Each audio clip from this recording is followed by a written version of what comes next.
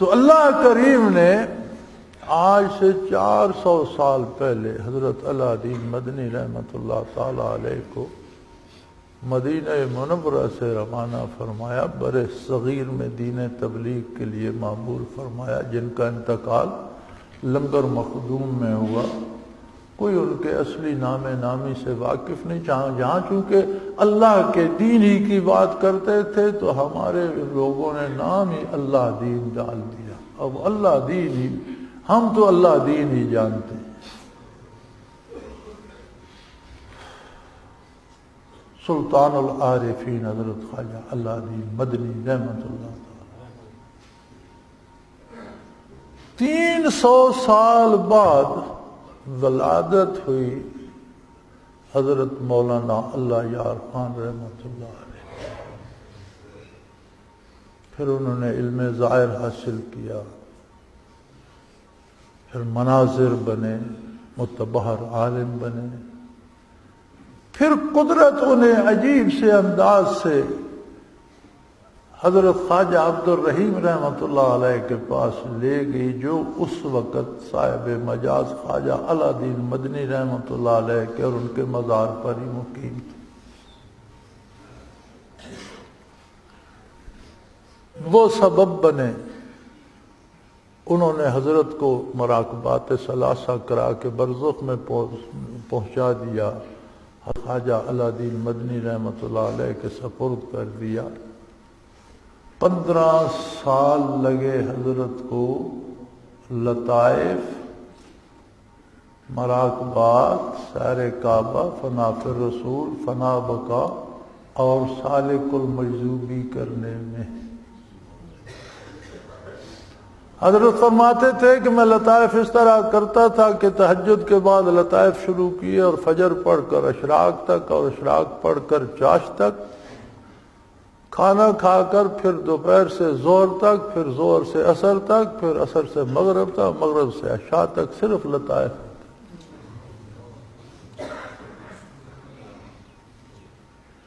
15 سال۔ فرماتے تھے میں نے اپنے شیخ سے عرض کی کہ حضرت بڑا لمبا مجاہدہ ہو گیا۔ حضرت سلطان العارفین نے فرمایا کہ ہم پیلی اینٹیں نہیں پکانا چاہتے،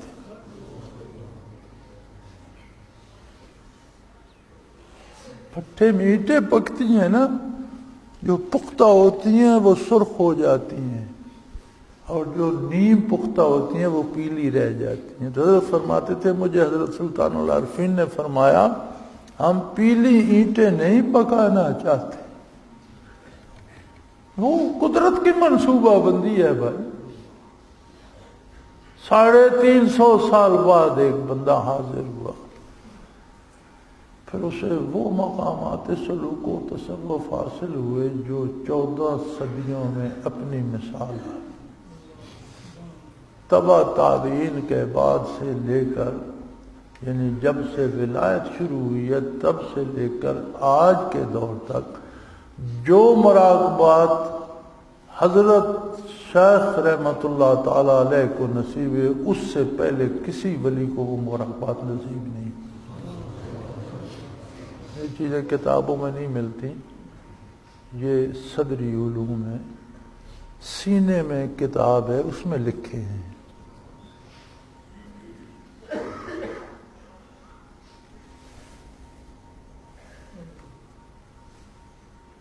پھر مجھ جیسے بدکار ان کے دامن سے وابستہ ہوئے۔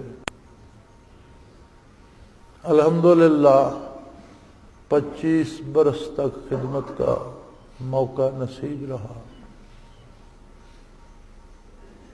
پھر جماعت کی ابتدا ہوئی، سب کچھ میرے سامنے ہوا۔ پھر اجتماعات شروع ہوئے تو الحمدللہ پہلا اجتماع اس فقیر کے گھر پہ ہوا، اور یہ دارالعرفان بننے تک 20 برس سارے اجتماع اللہ نے مجھے یہ سعادت بخشی کہ ان کی خدمت صرف میں کرتا رہا، اور جہاں میں ہوتا تھا اجتماع وہیں ہوتا تھا۔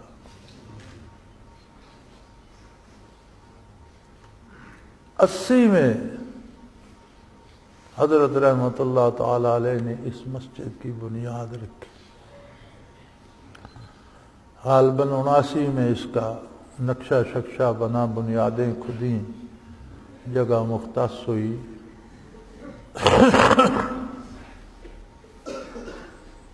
یہ عام سی بیکار سی زمین پڑی تھی، جنگل تھا، پتھریلی سی زمین تھی.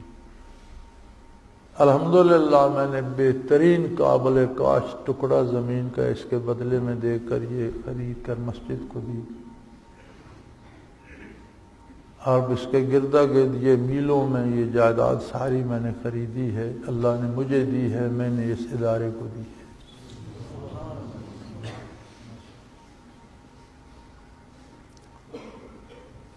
80 میں اس محراب میں حضرت رحمت اللہ علیہ نے سنگ بنیاد رکھا.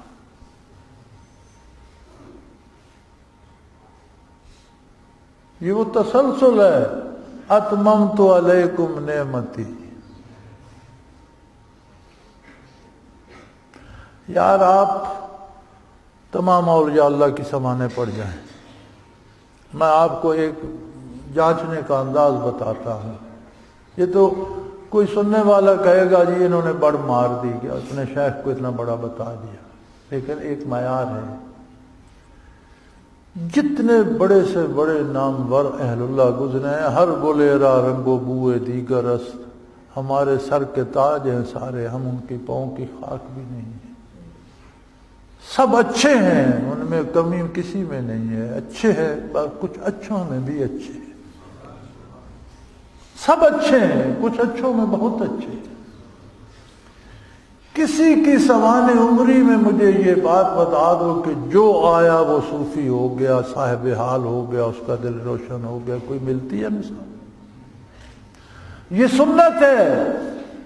جو آیا صحابی ہو گیا، مرد آیا صحابی ہو گیا، خاتون آئی صحابیہ ہو گئی. ساری تاریخ پڑھ لو یار، ایک رابعہ بصری رحمۃ اللہ علیہ کا نام ملتا ہے کہیں؟ ملتی ہیں خواتین ذاکر اور صاحب حال اور فنا فی الرسول ملتی ہیں کہیں؟ مرد ملتے ہیں کہ جو آیا کم از کم فنا فی الرسول، فنا بقا جیسے بچوں کو سبق دیا جاتا ہے، اس طرح حضرت نے بانٹا.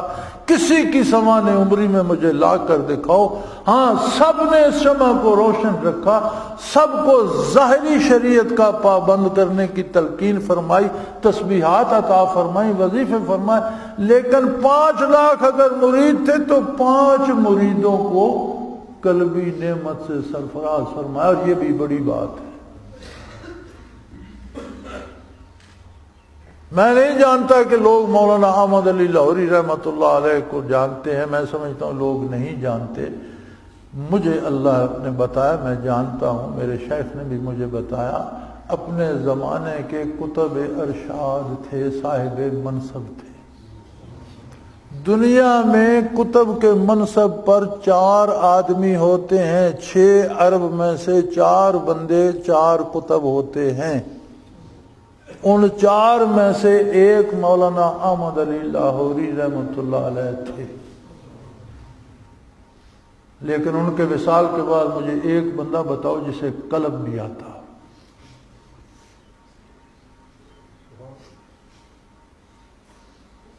کتنی جماعت مریدین کی تھی ان کی، جسے پوچھو گے تسبیحات پڑھتا ہوگا.